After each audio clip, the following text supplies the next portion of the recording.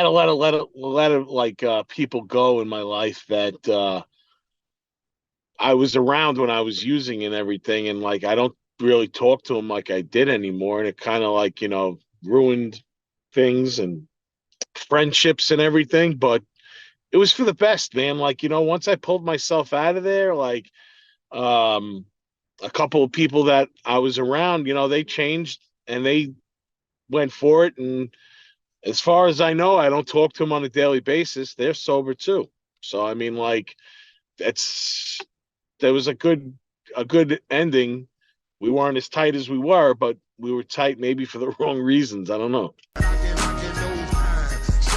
This is the Knockin Doorz Down Podcast. If you're looking to hear stories of hope, inspiration, and turning your greatest adversities into your advantage, well, you're in the right place. I'm your host, Jason LaChance, and through my addiction recovery and struggles with anxiety and depression, I dug into my passion of speaking with people who have transformed their lives. And my guest, Nick Graystone. Nick is the lead singer and bassist for the heavy metal band DemonScar. Much like many other people over the last couple of decades, Nick became addicted to opioids. We talk about the depths that he went to within his addiction, the things that pulled him out of it, including the love of his young daughter, and how Nick is finally sharing his story to inspire others and let them know they're not alone in their fight against addiction. Nick, 3 things you're grateful for today. 3 things that I am grateful for today. Waking up. I am grateful for my support team as far as people that really care about me, that always check in to see how I'm doing, and my daughter. Yeah. My daughter is my most important piece of my life, and she's my reason why, so I mean that's my main thankful part of my life. Yeah. Well, and I don't know about you. Some people, they'll be like, hey, it solely has to be for you and about you. And I don't agree with that because I'm the same. My sobriety and wanting to do that was I wanted to be a present father for my kids. Dude, it's really she was born 2014, the end of 2014, December, and my sobriety date is May 15th, 2015. So once she was born, the game changed, man. I didn't want to be one of those absentee parents because I was mixed up in my own world and everything. And I just didn't want to, cut my life short and mess her up for life. Because I know a lot of kids could blame themselves or, it messes them up from day one, dude. Once they have like a parent that is dependent on something and they end up losing the battle. So, at the time I was married too when I decided to do this. And, my ex, she was very supportive of me with my sobriety too. So I owe a lot to her. She stuck by me through the whole thing. Now, that being said, my ex is my ex though, years later we separated, but it wasn't, she didn't bail when I really needed her around. Yeah. So yeah, like I said, May 15th, 2015, I'm actually coming up on that anniversary. I'm 8 years opioid and narcotic free. I love it, man. That's awesome. Yeah. Thank you.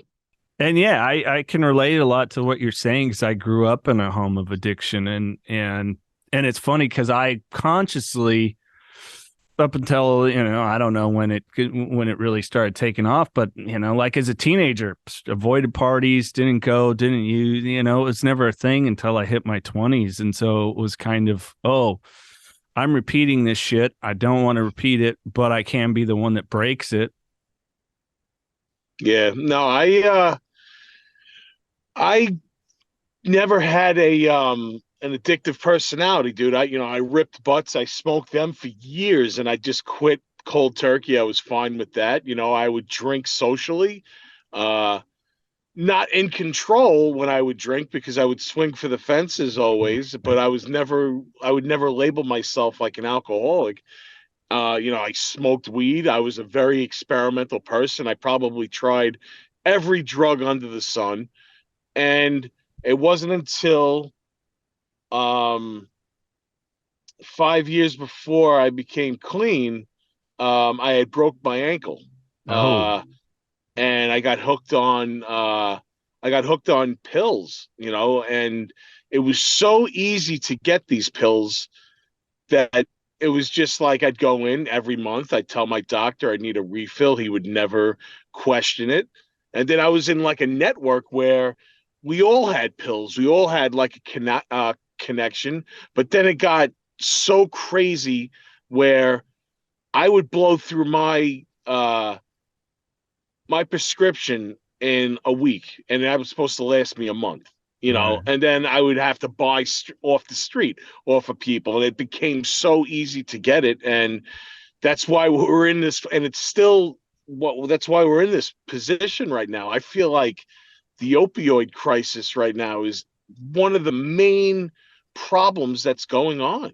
Yeah. It's insane. Chemical dependency and all that stuff. Like I didn't think it was going to get me.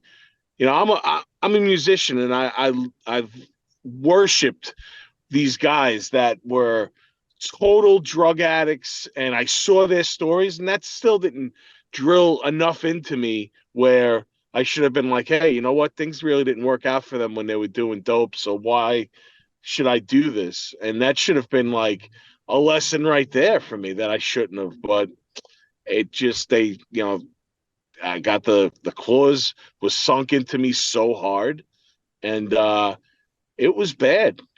Once I was in my prime when I was using, I was probably up to about 25 pills a day, Wow. snorting. I was snorting them, and I wasn't even like, it was insane. As soon as I wake up in the morning, I chop one up and then repeat all day, multiple times an hour, like up to a point where I said 25 a day. That's like I was doing 10 milligram Percocets.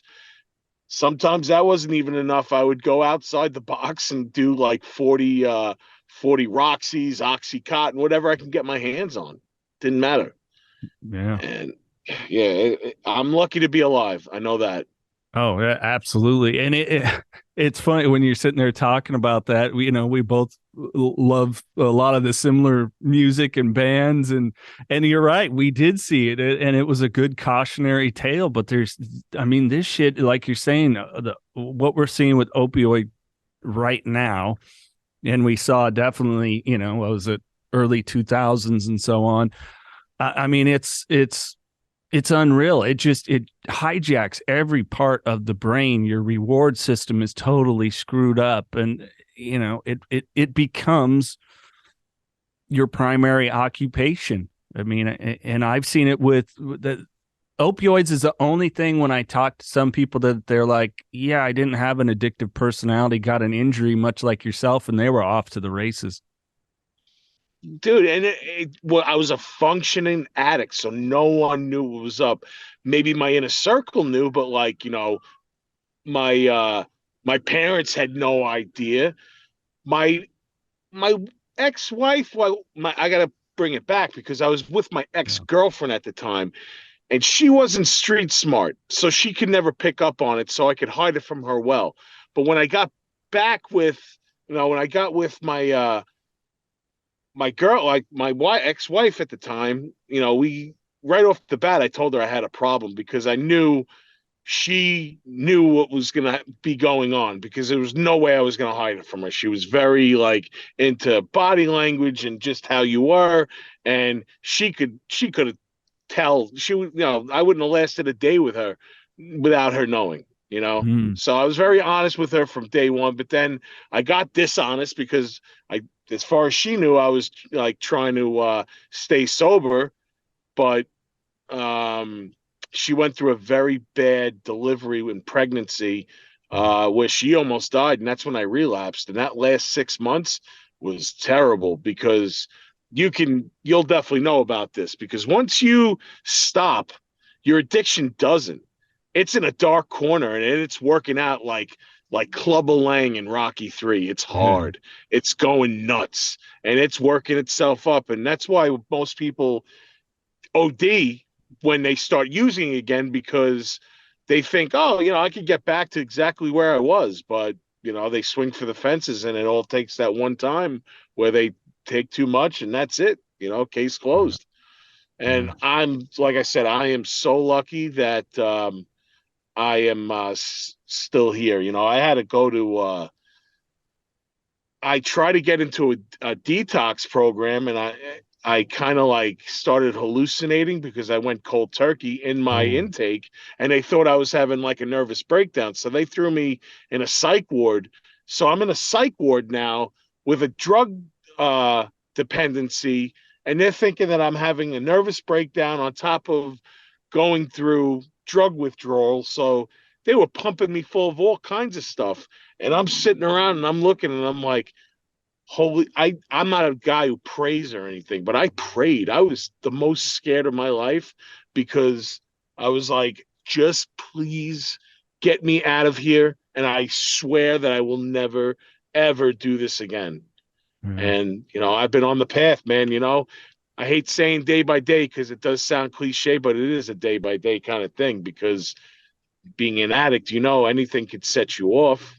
Yeah. And you could always pick up right where you left off. But, we know how that story ends. While you're checking Knockin Doorz Down out, don't forget to hit the subscribe button. And if you get a lot out of this podcast, share with a friend. And don't forget the archive of interviews we have. Bam Margera, Brandon Novak, Kat Von D, Charlie Sheen, Edward Furlong, Kelly Osbourne. The list goes on and on of amazing guests that have been on the podcast, sharing how they have found purposeful lives. Speaking of purpose, how about a lifestyle brand with purpose? 5150 LTM. That's right. Not only is it a lifestyle brand that can fit whatever it is you're trying to achieve in life, but they give back to the community. And you, the listener of Knockin Doorz Down, get 20% off every time you shop at 5150 LTM. All you have to do is use the code KDD20 at checkout and get 20% off. And how does 5150 give back to the community? Portions of the sales benefit the Carlos Vieira Foundation. Their 3 amazing programs, the Race to End the Stigma, the Race for Autism, and the Race to be Drug-Free. More on the Carlos Vieira Foundation, go to carlosvierafoundation.org. Oh, yeah, and I think it's the when I talk to a lot of newcomers, Nick, that I try to express to them that clarity you will get, that that restored to sanity, that promise that we get, for 12 steppers will know that, a promise of being restored to sanity, and it is. There's so many situations that are going to come up for us in life that maybe before triggered us or led us to the screw it, why am I doing this, or negative self-talk and so on. But we get to a point where we start to play it out pretty quickly, and it sounds like you've been there. You've got more time under your belt than me, but it's a wonderful place to be, where I'm like, I can have the alcoholic addict thought, just not the action. Yeah, no, it is a good place to be in life, and is worth it. It's amazing the people that I've come in contact with too, that have their struggles and where you get inspiration. That's really why I'm doing this. I don't need a pat on the back and say, wow, dude, you did a great job. You're doing a great job. The reason why I tell my story, because for 5 years of being sober, I didn't say shit to anyone. Like, I didn't want anyone to know because I didn't want to be judged. But the reason I came forward was because, you know what, maybe I could spark the brain of someone that's struggling right now, and they hear my story and they're like, well, you know what, maybe I could try this and save someone's life. You never know, dude, Yeah. So, there's a lot of people that were close to me or friends that I don't have anymore. And it's bittersweet trying to celebrate something that I succeeded at and they failed. And that hurts. That really does hurt, because I wish I could have been that friend that they reached out to that could have saved them. But, it all really starts with yourself and that you have to have that faith in yourself, and that you know that, life is worth it, and it's worth to try to get off of these things and whatever that you're using, Yeah. Well, and many of us suffer from that survivor's guilt for sure. That It when we lose sucks. someone, yeah. How do you process it? How do you deal with it? How do you accept? How did you find acceptance of it? What? I still have a lot of guilt, self guilt, that I'll never get over. Like the hell that I put, you know, my family through. You know, my my kid doesn't know at this point. She will, because there's gonna come a time when she gets to a certain age where I'm gonna tell her my story, Mm, and that's gonna hurt me to tell it to her, because I know she's gonna. I don't want her to think any less of me or whatever, but like I just wanted to know that, Daddy, he's not perfect, and he went through his struggles and everything, and I came out the other end, and it's for her. It really is, because I mean, like for a while, and I'm still working on this, my self value.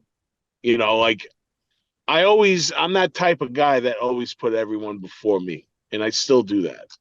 So it's like, um, I'm always trying to find that self worth and everything. But you know what? I have to be at my absolute best for her. yeah. So I hope she appreciates that and she takes it the right way. But like I said, I just want to show her that I'm not a perfect person, and that I do have some, you know, flaws in my character, and I went through my struggles and everything. But, just, I keep on saying it, man. I'm just lucky to be here. Yeah. Well, and it's tough. Especially, I can relate to what you're saying as far as the, putting others first, self love, and so on. And I would just encourage you, anything to do to look at all those wonderful redeeming qualities, because everyone is in abundance. And I don't know about you, a lot of the addicts that I meet that are in recovery, I mean, incredibly bright people, loving, charming, talented. I mean, we'll get into music here after a little bit, your guitar playing and everything else, but yeah, I think I've just tried to shift focusing on my redeeming and good qualities over the stories that I was attached to that were they were oftentimes egotistical. Like nobody can be the worst person on the planet. You know what I'm saying? It's like, no, I'm not the worst person on the planet. I'm not the greatest, but so I was It's like breaking. downplaying it in a way. Yeah. Yeah, Yes. I get that. So I had to get out of that story that I was so attached to. I know it was a lot of it was what kept me using, and I surrounded myself with people that would reinforce that story, thus keep going out.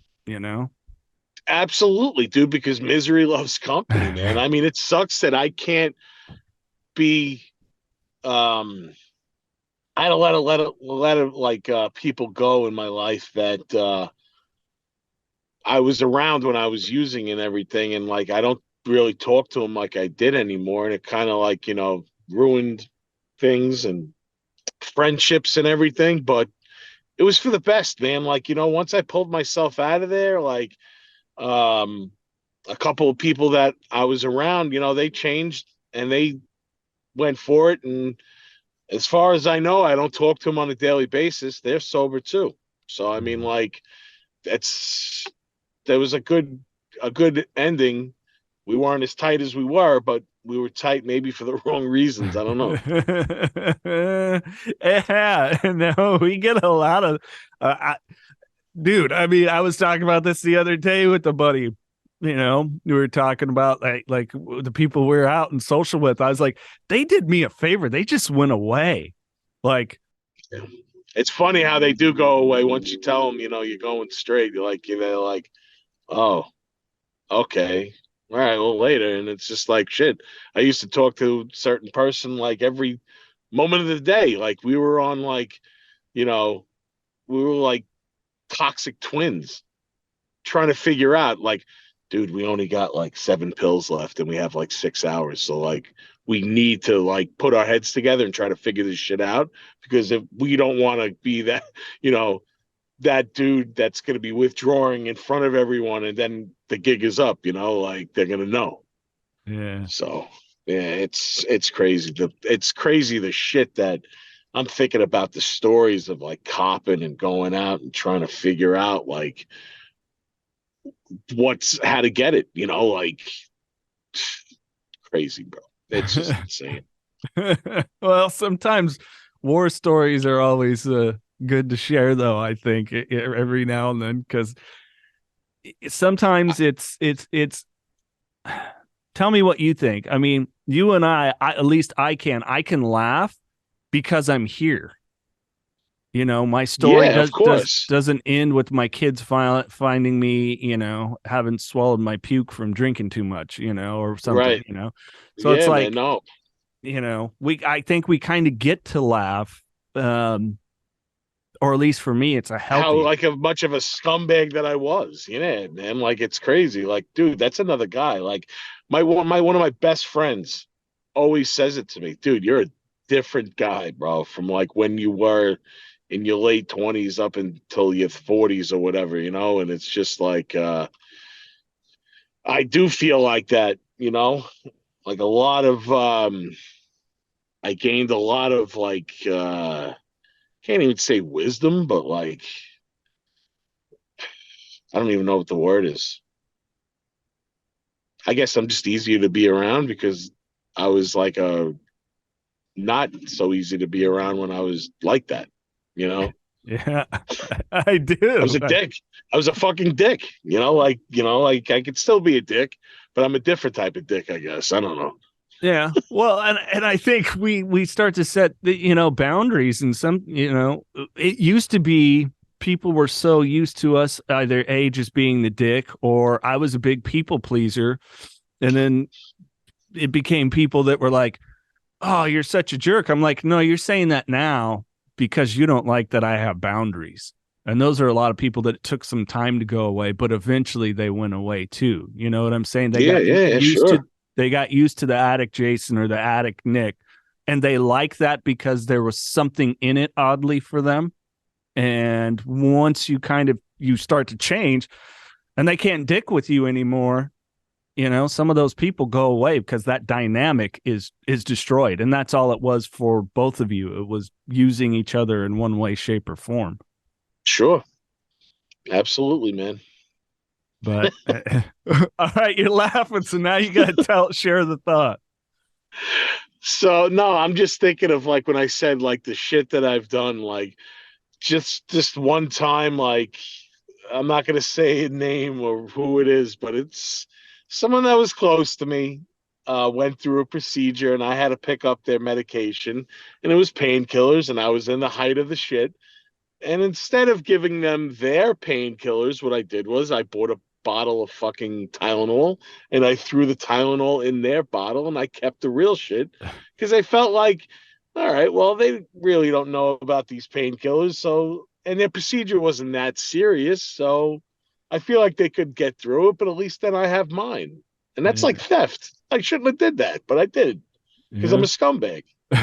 were past Yeah, tense. were, another time, like a relative gave me some painkillers and they put it in a little baggie for me, and they gave me like uh 10 of them, which was great, but it's only going to last me a half a day. So I'm like, all right, how am I going to get more tomorrow? Because they'll know if I hit them up tomorrow, like uh they'll be like, how the hell did you go through 10 of those? There's no way. And so what I did was I went home. I took out the real painkillers. I put in more Tylenol into that bag. I crushed it up. I wet it up. And about, I don't know, the next day, I hit them up and I'm like, you will not believe what I just did. I put this in the wash and I forgot to take it out of my pocket and it got all fucked up. You think you could spare another 10? I'm sorry. Oh, yeah, no problem. Here you go. And I'm like, yes. And now I got 20. So I'm like, I just doubled my fucking acorns.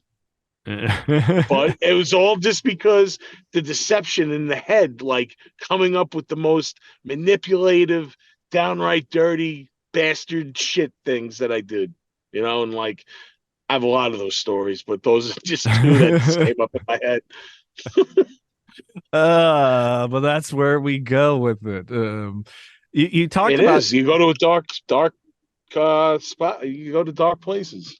yeah, yeah, we do, of things that we would never in a conscious state ever do. Yeah. Knockin Doorz Down by Carlos Vieira, now available wherever you get audiobooks. I wasn't done partying, and I didn't want the binge to end. I think I knew that when I finally got home, I'd have to face what I had done, and I wasn't ready to do that. Being responsible for my actions wasn't something I was looking forward to. I had abandoned my wife and baby, my family, and my business.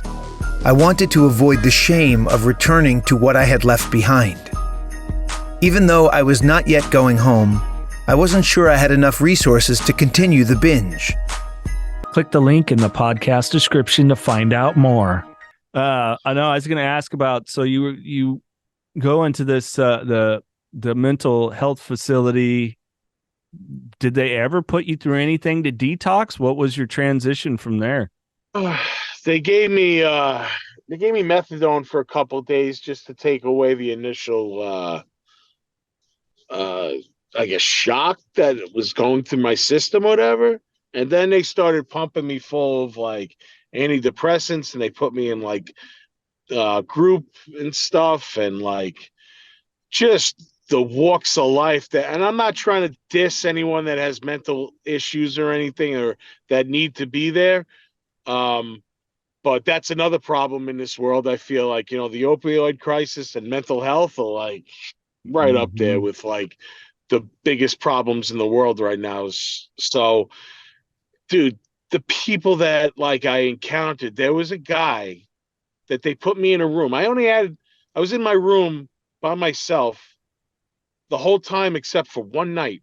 And the one night that they put me in a room with this guy, this little redheaded guy. And people that were during the day, they're like, oh, you're bunking with that guy. I even forget his name. I don't even remember.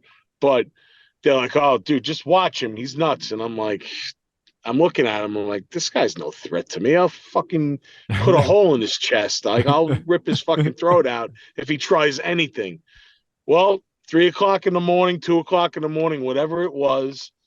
And it was weird how I slept in there because I really didn't sleep, but I would pass out. I would take cat naps. Well, I woke up to this fucking maniac standing on a bed, spitting all over the place and screaming music and like singing in German. And I'm like, dude, if any of that fucking spit or whatever the hell is coming out of your body comes anywhere near me, I will fucking kill you. And I'm screaming at him. I'm like, stay the fuck on your side. I'm like going insane. All of a sudden they bust in, they rip him out of the room, and they're like, all right, dude, you're going to be in your own room by yourself for the rest of the time because we don't need that, But they took him out of there. And from what I heard, this dude is like, he'll go in there, get his treatment or whatever. They'll cut him loose. And then a couple of days or couple, weeks later, he'll go nuts out in the public or whatever and get put back in there. And they said that like it was a repeat process for him for years. And I found that through a couple of people that were in there, There was another guy who called me, kept on saying, hey, papi, perico, perico. And if you know like Spanish, perico is Coke. He kept on saying perico, and I'm like, yo, man, I'm not doing that anymore. But then he was like telling me, I'm your guardian angel, and if you get us some Coke, I'll suck your dick. I'm like, dude, I'll break your fucking jaw, and they'll fucking carry you out of here if you fucking say that to me again. I'm like, get the fuck away from me. And that was another guy that they carried out because like they put him in the rubber room, and then once he was in the rubber room, he shit himself all over the place and started putting shit all over the walls. So I saw him get carried out one day. He wasn't dead. They just had to sedate him really good. And I guess they put him in a dark hole in somewhere in that hospital because I never saw him again. But I guess that was a good thing because it kind of saved his life. Yeah. Because at that point, seeing shit like that, and I was in there for 20 days, so like just seeing all that stuff and like it permanently fucking scarred me. Like I will never put myself in that situation ever again. Sure. Like I still think about it, like like talking nonchalantly about it, but that's like some fucking trauma that I went through. Then I put myself there, and all I could blame is myself. Yeah. Well, and it's the thing. Thank you for sharing that, because I think it's some of the things that, especially anyone that maybe hasn't gotten there yet, gotten to that point where they want to get clean and hear those things. These are all potential things that could happen. These are all potential routes you can go down. And normally we just see those kind of things in a movie or a TV show or something.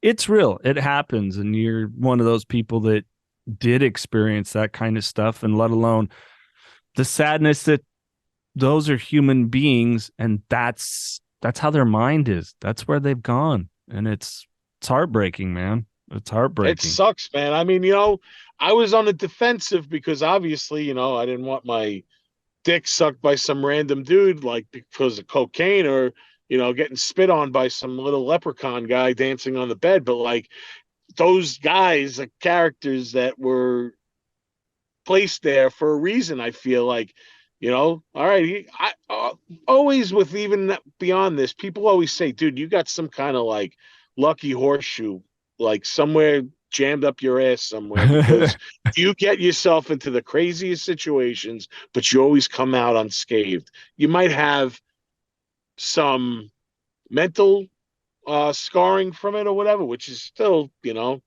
still a lot, but you still can walk away and tell the tale. And it's just, it's still unbelievable that I was in that predicament, and and that's why, like, I don't share those stories with everyone. But like I said, the reason I came on this podcast was to tell my story, and hopefully, like I said, it gives some kind of a warning, a threat, or some kind of like message to someone that, hey, maybe what I'm doing right now isn't the right thing, and maybe I should consider turning it around, because it's never too late. Yeah. It's too late when they carry you out of there and you're not here anymore and game over. Yeah. Because then that's when the real pain and suffering starts, because, you're gone. You may be at peace, but there's people that give a shit about you, and like life really is worth it. And especially, like I said, man, my reason why is my kid. Like I am blessed every time I get to see her and, live through her eyes and let her, do her thing. And it's not about me anymore. It's about her. Yeah. So, yeah, it's important to get out of our own way, and that's tough to do, man. It really is, especially like when, you put yourself into that. It's definitely tough to get out of your own way. I gotta ask, what was little Nick like, man? What was growing up? What were you into? I'm interested into how you really got into music and everything else, but I just want to know childhood for you. Oh, I was a straight up devil, man. Like, I was a wild fucking kid. Like I did crazy shit. And again, the horseshoe or the guardian angel, whoever looked over me, got me to this point right now to talk to you. But how I got into music and movies is from the same source. It's my older brother, Matt. He showed me Texas Chainsaw Massacre and Motley Crue, not simultaneously, but around the same time when I was about 7. And that changed the scope of my life, because that is my life now. Like, I'm a musician. I'm not a full-time musician, but I play in a band, DemonScar, and we've been together since 2017. But prior to that, we were under a different name. And that's another key person in my life, is my guitarist. He happens to be my best friend too. And he's not only that, he's also my wrangler and my editor and all that. combined, man. Like, he has my back from day one. And, you know, just being a musician, I'm able to get all this shit out that I have in me. And like, that's my outlet. I've been away from music. I was away from music for 2 years of my whole, out of the last 25. And that's when my kid was born.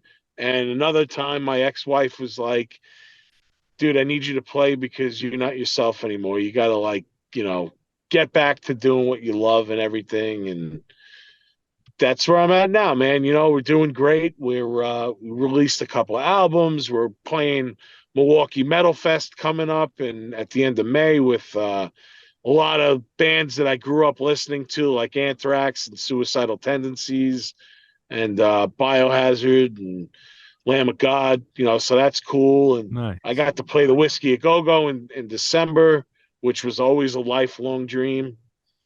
And now on the horror front, I'm actually in a movie that is being edited right now called The Forest Hills. And that movie stars Shelley Duvall. It's her first movie in 20 years. Wow. Edward Furlong from Terminator 2. Eddie. Yeah, man. He's Love got that his, guy. he's got his whole tale too, man. Like, he's 5 years sober, and that's great to hear because I'm a fan, man. I've been a fan of his for a long time, and to be connected with him in a movie, like, that's amazing, Yeah. And my band's got 3 songs in that movie. I have a little cameo in it, and it's things have fallen into place for me finally after a long time, and it's a good ride, man. Oh, yeah. So that's another reason that life's worth it, because I was able to do these things. Yeah, that's dope. That's the right kind of dope. And yeah, Edward, we talked to him. Gosh, how long has it been? I think he was on the podcast 2.5 years ago. Such a cool dude. Yeah. Dude, so laid back, so like down to earth, man. Like, it was cool, man. He made my kid feel special too, because she came to one of the screenings of the movie. It was the director's cut, and Eddie was there. And he let her sit at the table, and my kid's into Kiss. So, Nice. Eddie's in Detroit Rock City. So, like, she saw the picture that he had on his table, and he ended up signing it for free. And, just a really cool dude, man. I saw him just this past weekend. He was at a convention out in Jersey. And, I went up to his table just to say what's up. And, he even asked for my kid just to see how she was doing. I thought that was really sweet of him, man. So, yeah, man, I got nothing but good things to say about Eddie. Yeah. And it is just another one of those continual examples of, man, how life turns around when you get clean. It just can. When you do the work, you got to do some work. Yeah, it's not handed to you, man. It is definitely work. There's one guy also, too, that was very inspiring to me that I met a couple of years ago at a convention, and he came out and told his story. And he's an actor. His name is Ethan Embry. Yeah. He was in Empire Records. Yeah. And he played Nick Papagiorgio in the Vegas Vacation movie. Yeah, that was the best. But dude, like, my ex at the time, we went to the convention, and she was starry-eyed, like she was in love with this guy. And, he made her feel special. And I had just read an article that he had put out about his sobriety and, like, his path. And I had to tell him, dude, I was just like, dude, you know what, man? Like, as far as, I'm a fan of your movies and everything, but dude, that was cool, what I read, man, like, your truth. And I really do appreciate it. And I told him at that point, I was like maybe like 2 years sober and 2 or 3 years sober. And he took a look at my kid, and he took a look at my ex, and he just, he hugged me, and he was just like, dude, life's worth it, man. And that always sticks in my head when I hear that, and I said it, man, life is worth it. And he put it into perspective for me. So that was definitely a cool encounter, Yeah. Another cool encounter I got to tell. This is one of my all-time greatest influencers in music. Is Nikki Sixx, and Nikki Sixx is an open book with this stuff, man. Mm-hmm. He's almost made a second career out of telling his story. He's very open, sometimes even too open, but that's how he wants to do it. And he should have been my biggest example of why not to do drugs. Same. But, right? Like, so I got to meet him. I met him over the years, but I got to meet him again a couple of months ago. And I got to tell him about me playing the whiskey and how that was always a lifelong dream. But that weekend was not my biggest victory playing the whiskey. It was what happened afterwards. After we played the gig, we're hanging out at the Rainbow, and I'm sitting there, I'm having a good time, having a couple of drinks. All of a sudden, like, I'm talking to somebody, and they put a key with some Coke on it in front of me, and just totally cool, played it cool. I was just like, look, man, I appreciate it, but thank you, but no thank you. I'm almost 8 years sober. And I just felt so good to say no, because I'm at the fucking Whiskey Go-Go. I'm at the Rainbow. I'm on the Sunset Strip. Like, this to me is the top of like where I've always wanted to be. And I could have taken this whole great thing and just fucking boom, took it down to the deepest, darkest thing if I would have taken one line or bump off of this guy, because it could, God knows where it would have put me, you know? And I'm so happy that when I did it, I went back, we were renting in my band, we were doing a Airbnb. My drummer pulls me aside and he goes, bro, I am so fucking proud of you right now, because I witnessed that. I witnessed you turning that whole thing down, and I didn't even know he was looking. And he hugged me, and we had a great moment, and like, I fucking lost it, dude. Like, I just got so emotional at that point, and I felt such pride in myself that I'm like, fuck, man, that was great. And I got to tell Nikki this, and Nikki just gave me a high five, man. He was just like, yo, bro, that's a great story. I'm so happy that you were able to tell me that. And this is what I told him. I was like, look, dude, I worship the guy on stage being that maniac, being that influence to me in music and everything. But, you know, the guy that I respect is the man that is an advocate for sobriety and a positive influence with me, because that's what I really need, you know. And I could see he gets that every day about being a god, a rock god, and being worshipped and everything.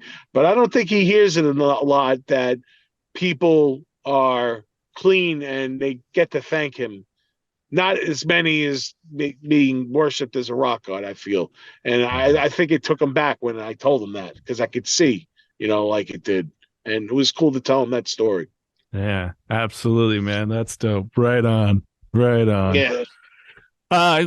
Before we get to random questions and leave you with the final thought, so for you, like your recovery journey now, were you ever a 12-step guy? Are you a 12-step guy?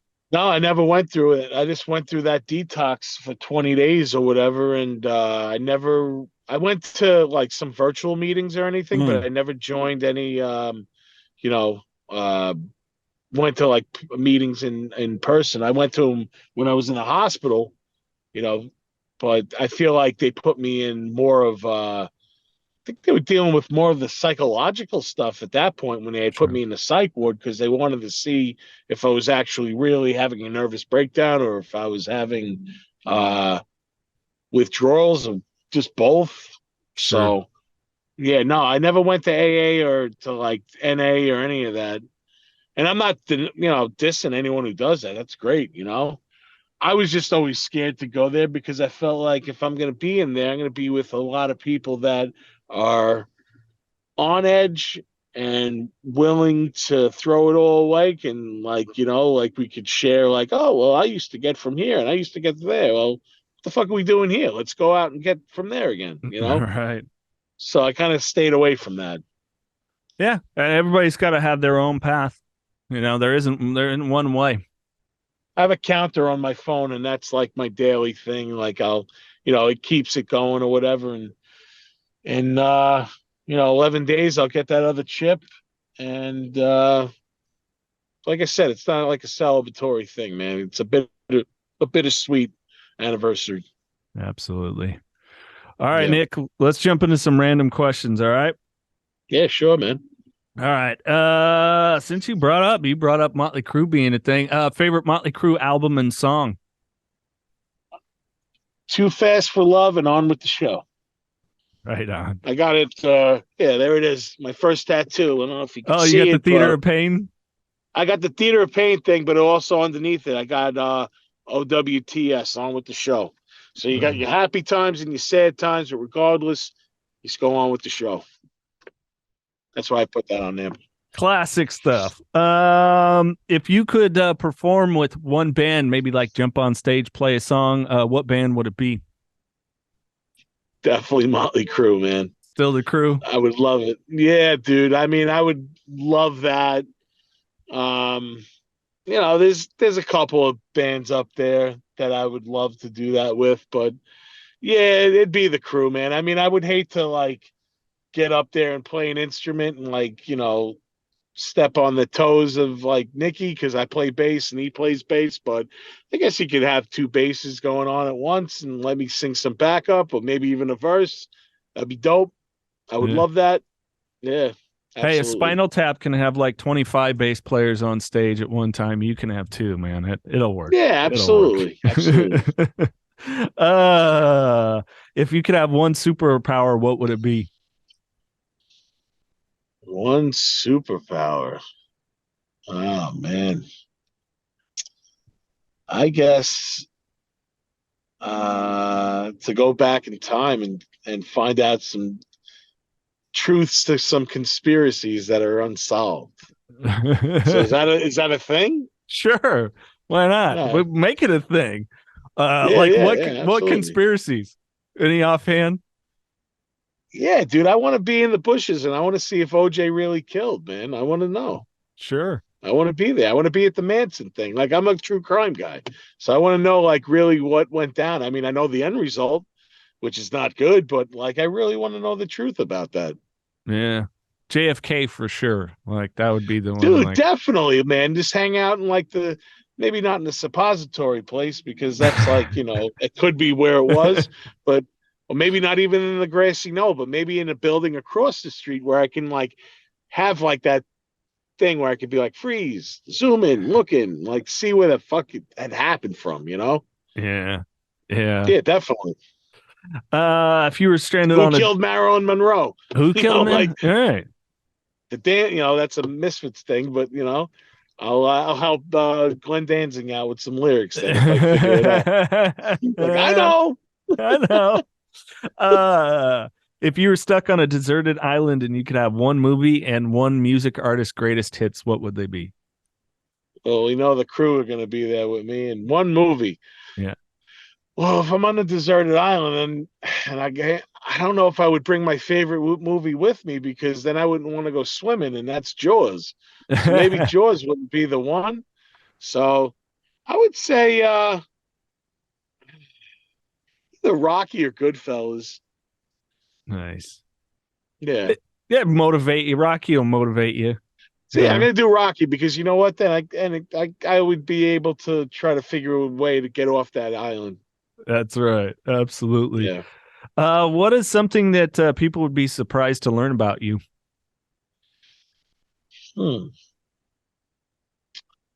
Shit, man. I'm an open book, man. I think everyone knows everything about me. Let's see.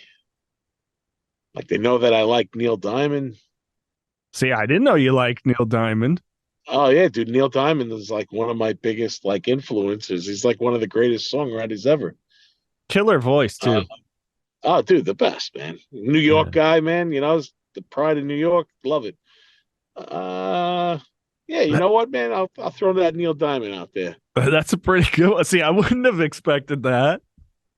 Not at all. Not at all. But that's kind of the funny thing about guys that it's like, yeah, we're metalheads or whatever it is, and people have this perception. It's like, I love the Bee Gees. I don't know what to tell you. I like a lot of their music. Oh, dude, my influences are all over the place, dude. Like, it's amazing. Like, the people that I've seen live too. Like, I tell people I've seen everyone from Frank Sinatra to Slayer and everything in between, dude.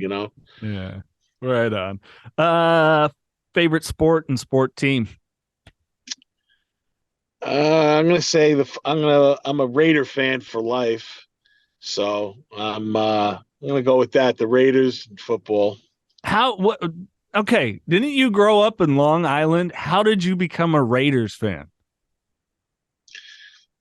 Very easily, because Jet fans are dicks and Giant fans are dicks, and I just never associated myself with them. And some of my best friends are either one of those their teams. I just like the Raiders because of the theatrics from the crowd and stuff. And I grew up with Bo Jackson being the fucking shit. And yeah, man, it's been a journey. Like, I thought they were gonna win that time at the Super Bowl, and they got the shit kicked out of them. Yeah. And they haven't been back since. And now they're in Vegas. And but you know what though? I think I'm more inclined to go to a Vegas game than in Oakland, because Oakland's kind of rough, bro. And like, I don't know if I'd go over there. Yeah, I went to a few in Oakland. Not any Did like. you? Yeah. Oh, yeah. Yeah. No, because I'm a Raiders fan too. Granted, football's down the line for me with sports, but I didn't have like any too bad situations. But having gone, always went with a buddy of mine, his wife, and the person I was with at the time. So there were some dudes that were pretty unsavory, like language towards them. Yeah. And it's just like, yeah, I don't know that I'll ever go to a football game live again. It'll take a lot. Last time I went actually was a buddy of mine. I wasn't sober yet. And he goes, hey, Niners Raiders game. It's going to be, the last one like here. So this was 6-7 years ago or something like that. And, I'm like, I'm not going unless you have a luxury box and like a limo to get us there. Hour and a half later, hey, guess what? We got a luxury box and a limo, so you're going. and the Raiders won, so it was pretty cool. Oh, dude, that's a great day. Yeah. My parents took me to a Raider game, but it's when they were in LA, man. They played at the LA Coliseum.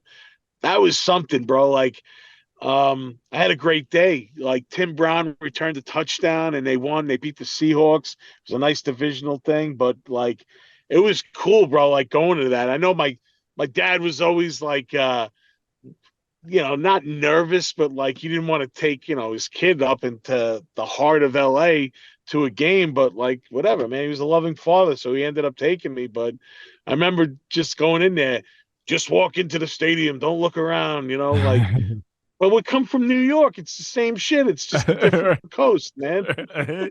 Yeah, because New York is so much better, huh? Right, exactly. It's all good. If people want to find out more about your band that you're working with now, how can they do so? DemonScar, we're all over the place. We're on Bandcamp, Spotify, Instagram, DemonScar Band on Instagram, DemonScar NYC on Twitter, and I believe that's also for Facebook. We just released an EP called The Whiskey Bootleg. That's on exclusively to Bandcamp. You can check that out. We're playing the Milwaukee Metal Fest. For anyone that's in Minnesota, come and hang out. And if you're on the path or whatever, tell me your story. That's cool. And the Forest Hills, this movie's, it's coming out. Check that out on my IMDb. Nick Graystone, I'm on there. There's a link to the page for that. And right now we're in the process of like getting picked up by a major streamer, but they want a little bit more horror added to it, so we're doing some insert shots. So that's where we're at right now. Wow. But normally you don't hear that. No, give us more. Give us more of that shit. Hey, Nick, the floor is yours. Anything that you would like to leave people with, maybe someone that's struggling or a loved one that of someone that's struggling? Just, you know what? Never think it's too late to turn it around. Don't be scared to tell your truth, because it's only going to help you.